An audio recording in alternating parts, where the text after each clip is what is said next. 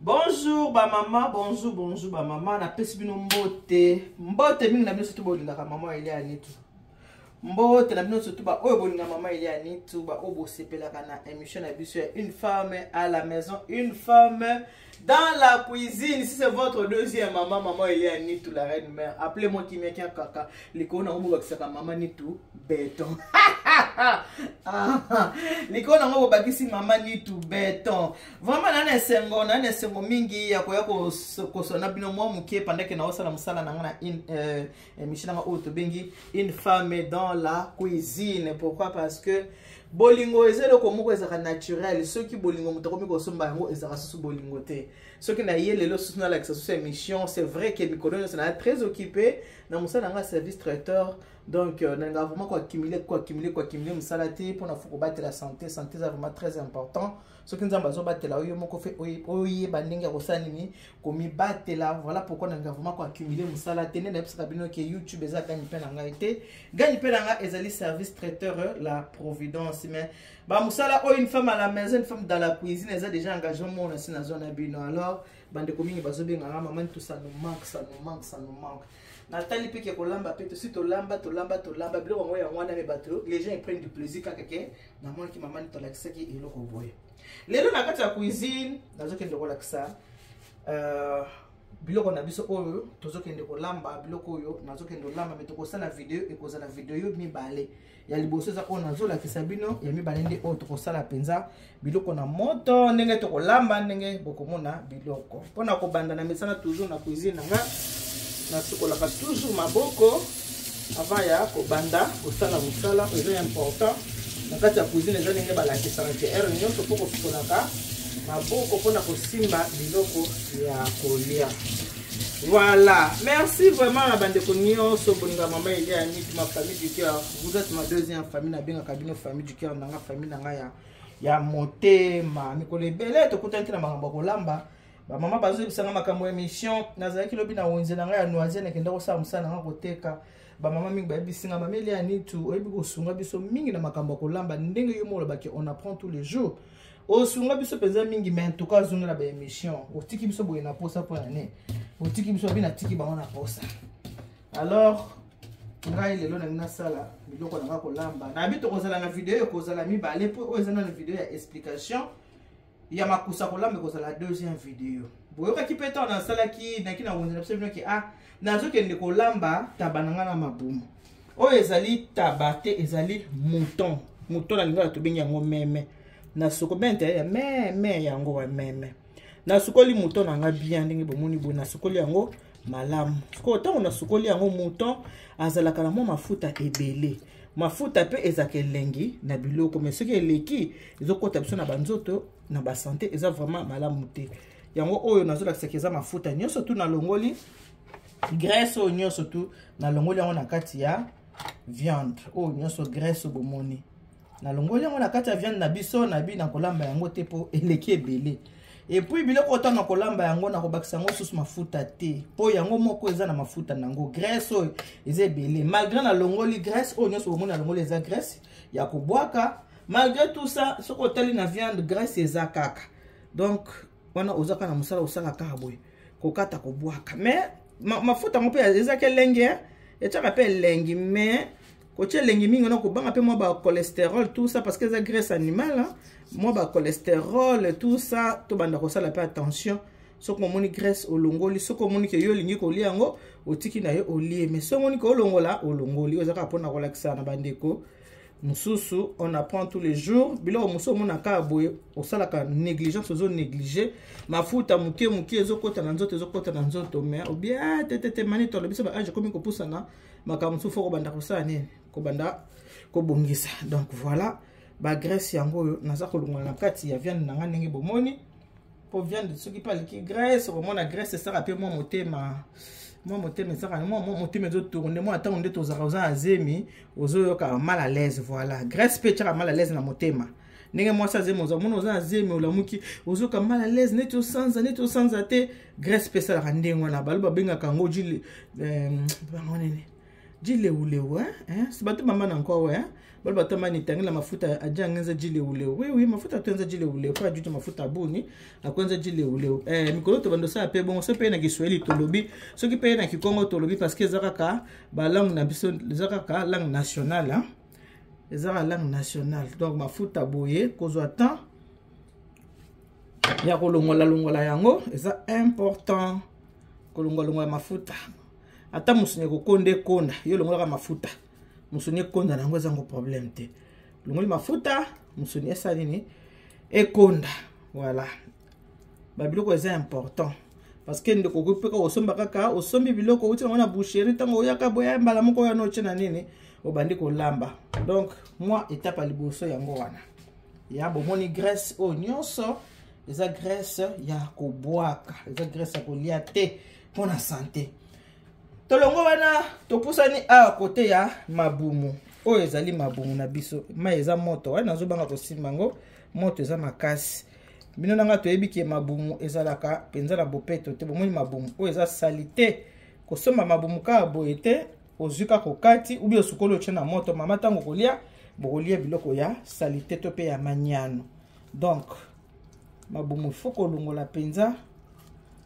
ba salité boye na kati ya mabumu na biso voilà olongoli penza salité ozui penza temps na baka na cuisine il faut qu'on ait na patience il faut qu'on sala pe loko na bolingo so oza na patience te na cuisine okoyeba na kolamba te so oza kaka vite fait faut kotika langage ya vite fait mama nzoto na yo il faut ko laisser yango malamu langage na vite fait na sala ka vite fait so ça vite fait kolamba mabumu te biloko vite fait ezalaka eloko lokwa mabumu ezelo balamba ka vite fait te il faut qu'on soit vraiment temps ya mabumu na yo okamati mabumu na yo oza kolongola penza boye longoli penza boye mabumu akane na musuni te ezaka ka gumu ko boye ya lokwa soso parti na parti ezaka na guna onde ka mabumu ezaka na guna yemo botolinga yango voilà kolongola penza boye patience na cuisine il faut qu'on soit temps faut qu'on ait na patience na cuisine kopenda penza mabumu boye kolongola ba salité oyo nyonso eza na kati ya mabumu comme ça nazolingo tia maboko mingi te na kati pona tia yango mai ya moto na tia yango mai ya moto pourquoi parce que naza na posa ya mabele moni mabumu ezaka na mabele mingi na comprendre te na yebite pourquoi mabumu za mabumu ezaka na mabele makasi le sable ezaka mingi na kati ya mabumu yango na mabumu basukola kango na mai ya moto ngai na sukola ka mabumu nanga na mai ya moto sukola yango na mai ya moto na chema ya moto plusieurs fois ndenge na cheboye soki na sukola yango na zui na boaki mai ya moto ndenge na sala boye na boaki mai ya moto soko mabumu yango pe ezalaka soki oza na ndako bato ebele babayaka mabumu pourquoi soko ozolamba mabumu okomona mabumu etiaka solo na ndako soko ngata na sokolaka mabumu oyo eza vinaigre bolanda oyo te ezaka na zwi kaka po edengaka pona pistolet oyo eza vinaigre penza ya cuisine vinaigre blanc na pompa yango boye na kati ya mabumu na ngai pompe vinaigre comme ça na kati ya mabumu mpona nalongola odeur ya mabumu soki oza na kati ya ndako kolongola odeur kolekisa pe te nde natiaka boye natie vinaigre na nga ale natie mai ya moto na kati ya mabumu comme ça voilà wana tozosala ngo na ndako moyen edéranger bato mabumu edéranger eza te po eza na ndako mpe bapapa mosusu bazalaka soki akika asola mabumu biloko nini ozola mabumu wana elenge na monoko mpona kolia mais solo nango omona moto azokoka kosupporte solo nango te yango wana tiaka yango vinaigre natie mwa vinaigre mpona koboma solo ya mabumu soki nazolamba il faut nasokola yango oyo eza étape ke nano esokwami te mai eza moto nazobanga kosimba mai ya moto boye mpe mai ya moto ebebisa maboko makasi natiki yango nanu boye donc nakochange mai plusieurs fois so navandi na ye nasokoli yango na change mai navandi na ye nasokoli yango na change mai nasokoli na change mai mpona mabele ebombaka mabele mingi na kati awa siko mabumu na nga ntango nakosisa yango mabumu oyo nakolamba yango elongo na viande nakosangisa yango na viande bakolamba oyo ndenge kolamba ezozala lelo okomona ndeko azolamba biloko ata biloko wana esengi muscade te mais loko toyebi muscade ezelo batyala na cuisine okomona muscade akotia ata eloko wana esengi tangawisi te okomona tangawisi otie finalement moto azolia biloko azoyeba te gu nini oyo biloko eza kobimisa tellement assaisonnement leki isifika moto atala nana nini yango assaisonnement nana oyo te elengi moto akwati elengi otie otali nana nini yango assaisonnement nana bouillon oyo yo wana otie nana nini assaisonnement omona moto nana poivre noir atie okomona moto otie biloko assaisonné oassassine sikoyo biloko akolia oassassine yango sikoyo oassassine yango na bassaisonnement totala assaisonnement na kati ya biloko komi na assaisonnement ebele ntango moto azoyeba te gu nini oyo naza kolia alors ngai mpona biloko na nga lelo ndenge nasi na sokoli viande na nga comme ça nakotia yango kaka mungwa viande na nga natia yango mungwa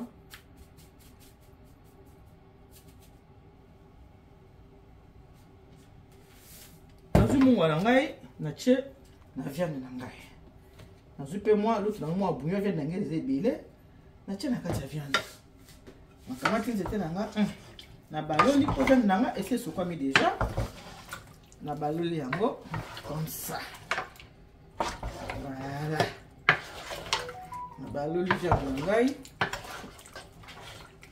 nabaki viande eza na mafuta ebele naosala nini nakolamba yango na mafuta te nakoka na mafuta yango moko mpo mafuta eza ebele natiki viande na nga evanda boye na mwa mungwa na mwa bouillon oyo natie na kati ya viande evanda comme ça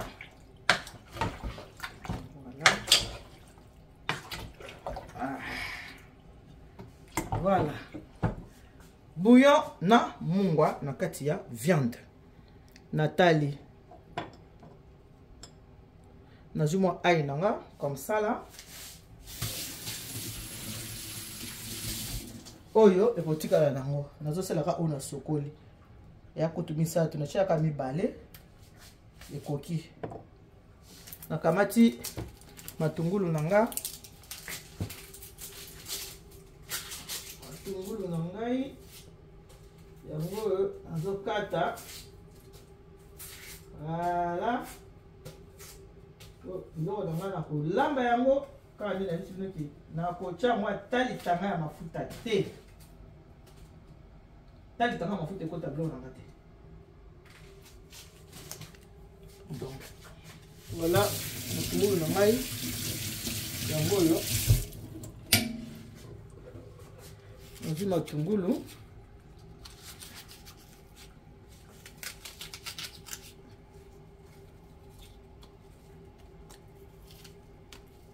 viande na ngai eza ebele nakotia yango matungulu mibale kotalie matungulu na kati ya viande na biso mibale ekoki nakoasasine na ngai viande na ngai te naza na mposa kolia naza na mposa solo ya viande wana ebima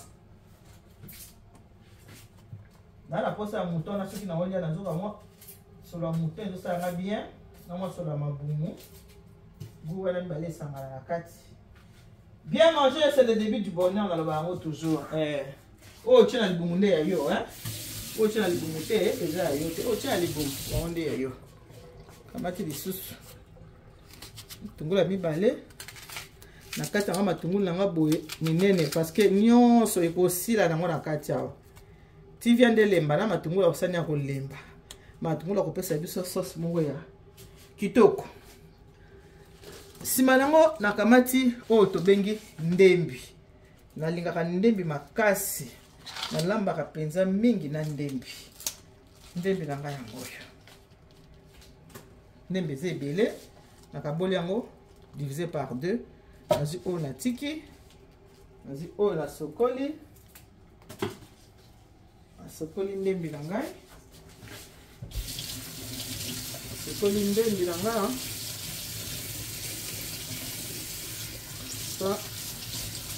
Sokoli ndembi na ngai boye. Kamati yango. Okoki pe kozala ki osala sauce. Mais le quoi na yabi sibino ke na boy mafuta eleki mingi Voilà pourquoi on a reçu la sauce dans mon panzi. Na ndembi nanga.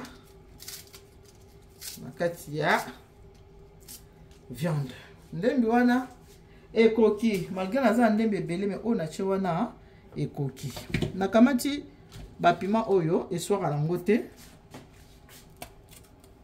Eza poivron te, eza piment ekopike kaka mukie. Mukie kaka. Eto nyonso toyebi ba piment na biso oyo. Kamati ba piment nanga. Voilà. Nakotia ngo penza mibale. Po ekobongisa sauce. Ekopike nango te mais ekobongisa nango sauce. Voilà, comme ça. Na kena tomate. Tomate nanga yango yo. Tomate ngala linga olambela ra yango yo. Tomate nanga na sokoli yango. Na sokoli yango. Na longoli nanga yango poso. Po eza yango elembi. Poso na ye na ko longola ye. Parce que un bloc pour moi na papa mon ça tomate on peut boyer pour ça tomate boyer ya longo la kaka yo papa balinga olia bien bataka détail na biloko afolia bo pour ça tomate on bien bo sundeni voilà na longo la tomate na nga bien na kamati yango tomate fruit na nga. Nakati tomate nanga nyonso kopanzana kopesa nga sauce ya kitoko. Tomate nanga ya ngoyo. Biloko nanga eza ebele, viande nanga eza ebele. Nakotia 2 tomates. Deuxième tomate.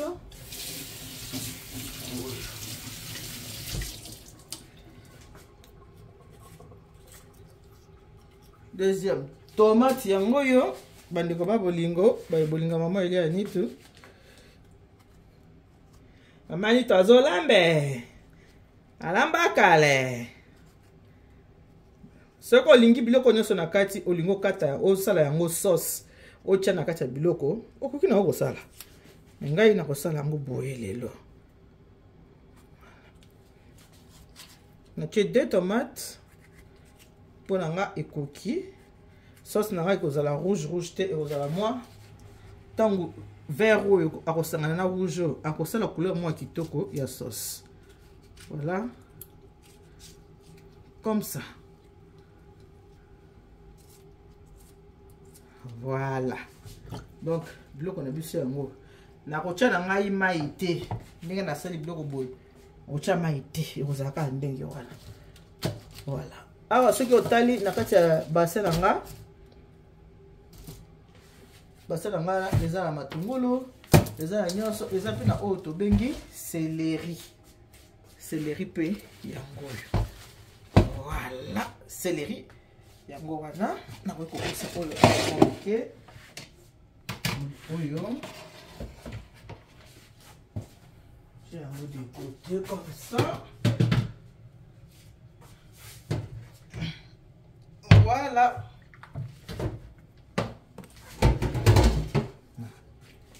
Moni bilo na biso yango oyo ngela chango boy na moto. Voilà tokoma kisiko na céleri azalaka kitoko makasi na biloko ça dépend pe ya biloko moi ata musoma ona za céleri boy na chai boy na poisson céleri na nga yango alongoli likasa na moko ya céleri comme ça. C'est tout là il a nzete. Il a nzete ma case.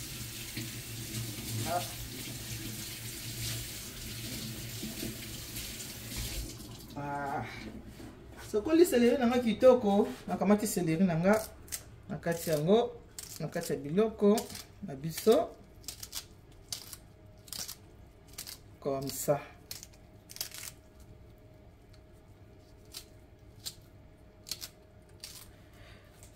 Voilà, il y a des touches ya suka pour na biloko na biso ya lelo. na kocha pilipili ya mbuma mais na kocha mo sikoyo te po pilipili akoki ya kopanzana. Alors pour na ko éviter pilipili ya panzana sikoyo te yango na kocha pilipili sikoyo te. Soki tokomi awa l'étape oyo ya kosukola ma biloko na biso oyo wana na pelisi moto. Pelisi moto awa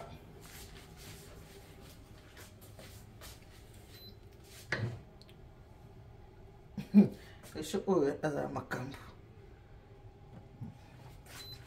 C'est bon, peli.